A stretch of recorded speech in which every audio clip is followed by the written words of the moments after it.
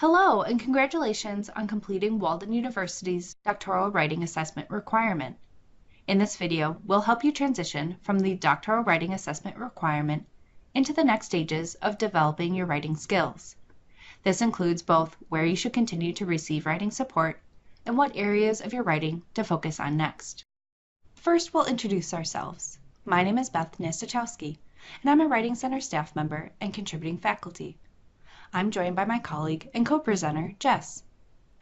My name is Jess Philbrook, and I'm the manager of Writing Assessment in the Writing Center. Thank you for taking time to view this video today. First, we want to begin by acknowledging what you've accomplished so far.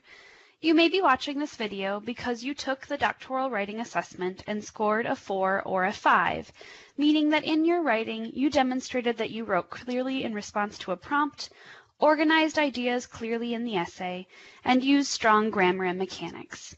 Or you might have just completed Graduate Writing 2, and in that course, you practiced academic writing skills and kept a feedback journal to help you reflect on your writing goals and improvement.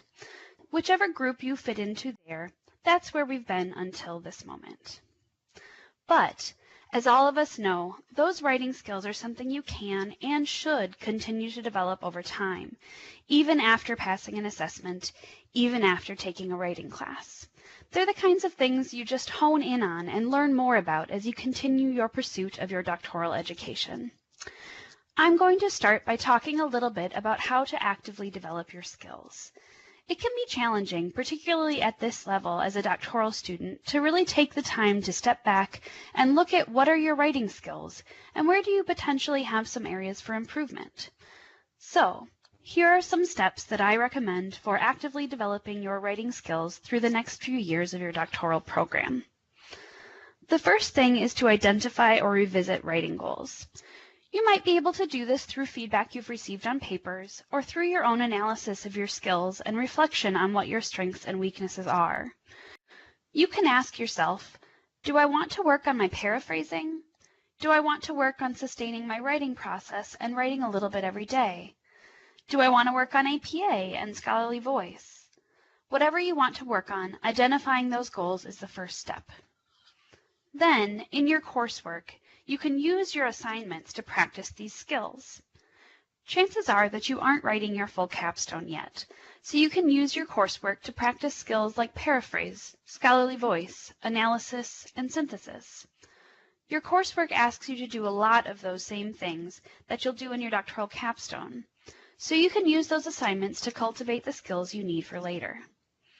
Finally, make sure you are working with the support at Walden to help you develop those skills, like the Writing Center. We're happy to help you develop your writing skills through a variety of services that we'll talk about in a moment. To connect with the Writing Center as a support for your writing skill development, I'm now going to give you a brief tour of the Writing Center. The first thing that I want to focus on is our website.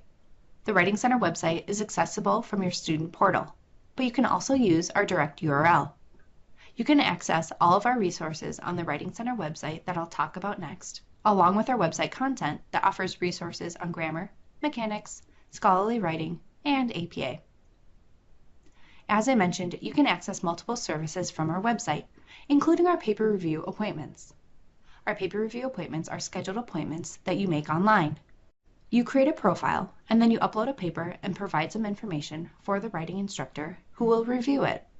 Your writing instructor then reviews your work within 1 or 2 business days of the appointment and provides feedback that you access and can read on your own time.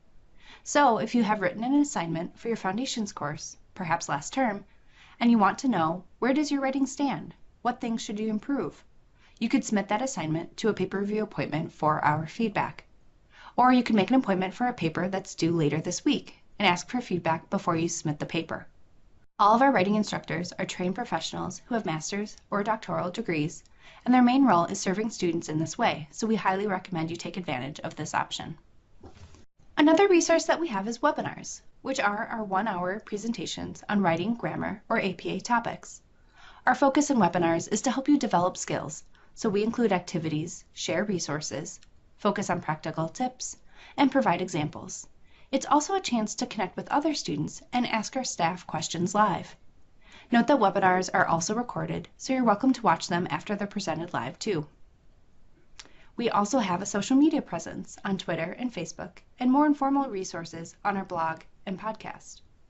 Our social media is a great way to plug into the Walden writing community and receive writing tips throughout the week. Our blog and podcast are published regularly, and they offer a chance to learn about writing topics in more informal but fun ways. Finally, we encourage you to reach out with questions. You can contact us via email at writingsupport@waldenu.edu, and we also offer live chat hours where you can instant message live with a writing instructor. Like our other services, go to the Writing Center website to access this live chat service. While the Writing Center offers many resources and services, one benefit and drawback is that it is driven by your interests and needs. That means it's up to you to decide which resources and services you will use and when, which can work well for a busy student like yourself. However, if you appreciate the more structured approach a course provides, you can also enroll in additional writing courses from the Academic Skills Center. Graduate Writing 3 Advanced Composition Skills is a great option for students just completing the doctoral writing assessment. This is a writing course that is free for any doctoral student to take, and it will also help you work on the next stages in your academic writing. The other writing courses may come with a small fee, but they can be a helpful addition to your course load, depending on your interests. In particular, note that there is a 4-week course specifically for learning APA, and a 6-week course about developing your critical thinking skills when working with social change topics. There are also workshops for students who are writing their doctoral capstone, so I mention these just so you know they are available once you get to that stage. We've mentioned the next stages in your writing skills multiple times now, but what actually are those next stage writing skills? We're specifically referring to 4 areas: synthesis, formality and integrity, organization, and the writing process. Let's dive into each of these topics with greater depth. The hallmark of graduate writing is using evidence-based research to support your points. If you're going to be writing for publication, your instructors and the scholarly community will expect you to synthesize that research in your writing. So what does that mean? Synthesis means creating meaning or showing new relationships among sources and therefore generating new understanding on a topic. The key words there are creating something new out of existing material. But how do you get to the point of that new creation? Synthesis involves both paraphrasing and analysis. You may recall that paraphrasing is using your own words and sentence structure to convey the ideas from a text. Analysis is then how you explain the idea you paraphrased and its significance. Synthesis comes in when you are analyzing in relation to other sources that you're reading, comparing and contrasting multiple sources. With that synthesis, you're telling your reader how ideas connect and what all those connections mean. It can be hard to really understand exactly what synthesis is unless you see an example of it. In this sample, we have multiple paraphrases from different sources in these italicized sentences. By including multiple sources, we can then compare and contrast these ideas, determining something new. In this sample, we've started with a sentence of analysis that helps contextualize these paraphrases. Then, our final step is to bring these ideas together, explaining the collective interpretation being drawn from them in the last bold sentence. Together, they create a new or deeper story than just the individual pieces of evidence alone. One analogy that I like to use in describing synthesis is a braid. So, if you are braiding hair or braiding rope, you have individual strands. The individual strands in this analogy are the pieces of evidence from the various sources. And then, when you start to weave them together, they start to interact more. They touch each other. They're not separated and isolated. And from that, once you finish that whole braid, you get something new and beautiful, and it's an entirely different thing. It's not an individual strand anymore. It's a braid altogether. I hope you can see a little bit of a braid here in this example, where there are 2 sources being woven together and they're creating something new at the end.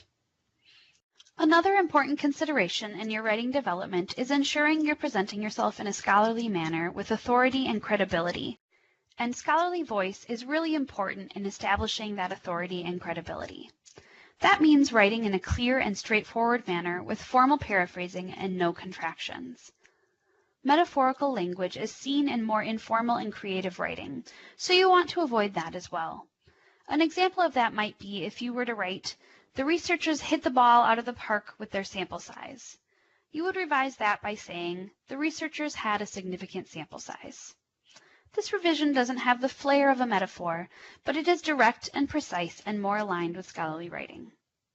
Using transitions can also help the smoothness of your voice. We saw that in the synthesis example. That writer had used the word additionally and taken together to guide the reader along with what they were saying. The final note here is an important one. Your writing doesn't have to be stuffy or overly complex, just clear. In the past, you might have read a scholarly source and noticed that it used a lot of complex sentences, big words, or jargon, but that's not actually necessary or even preferred in scholarly writing. Simple is better, and the word that can demonstrate this principle is the word utilize. A lot of people rely on that to sound a little bit more knowledgeable or more scholarly, but you can use the word use instead, which is more direct and more approachable for your readers. To be a scholar means giving proper credit to your sources as well, helping you achieve academic integrity. You'll need to cite in each sentence that includes information from a source in your scholarly writing using APA style. APA is the style you will use throughout your program at Walden, and so be sure you're practicing it now since you'll need it throughout your program and as you work on your doctoral capstone. When you're learning APA, one recommendation is to focus on one rule at a time. APA has many different citation, reference, and style rules, but you can't memorize them all at once. It takes time. Additionally, make sure you use resources like the Writing Center and the APA Manual to check and look up APA rules.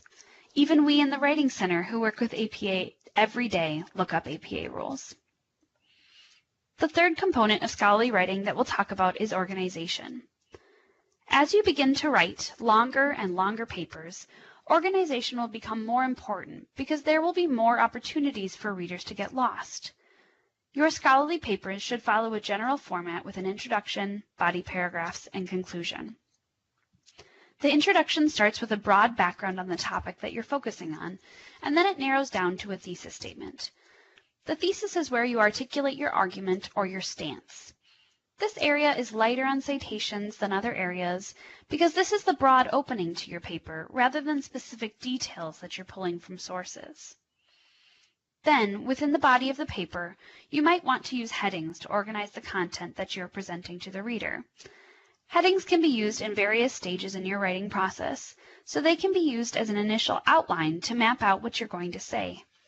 Or you can add them later as a way to review what you have already written and map out whether your paper tells a compelling story that's in a logical order. The conclusion is a wrap-up of the paper as a whole, reinforcing your thesis statement from the introduction paragraph. It gives the significance or the real-world implications of the argument or the problem that you've presented. Here, you'll avoid adding new information because your conclusion is more of a recap of what you discussed in the body of the paper. If you find yourself adding a new idea to your conclusion, you'll want to see if you can fit it somewhere in the body where it's more appropriate. We want to wrap up our discussion of the next stages in scholarly writing by touching on the writing process. It's important to have a structured writing process with time built in for each step as you work on longer and longer assignments. In general, the writing process is brainstorming, researching, outlining, drafting, revising, and proofreading. However, the writing process is not always linear. For example, you could move on to revising your draft and then realize that you need to include more evidence from other sources. And then you'd have to return to the research step and go search in the library. You might do this repeatedly as you write a paper, especially if you are working on a literature review or a longer paper. You might also backtrack and then move forward multiple times, and that's okay. That means you're doing it well, and you're really thinking about what you're writing and whether there are any gaps.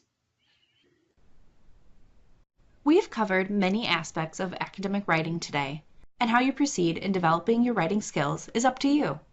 To help you reflect on your writing and where you'd like to go next, pause this video and consider the following questions.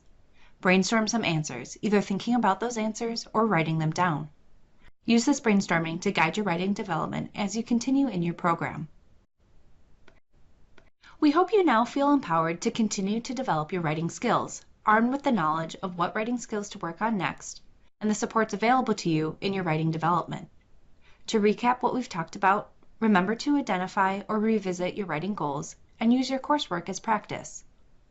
Collaborate with the Writing Center and consider registering for Graduate Writing 3.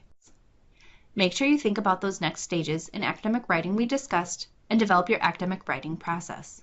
And remember, as you have questions, contact us.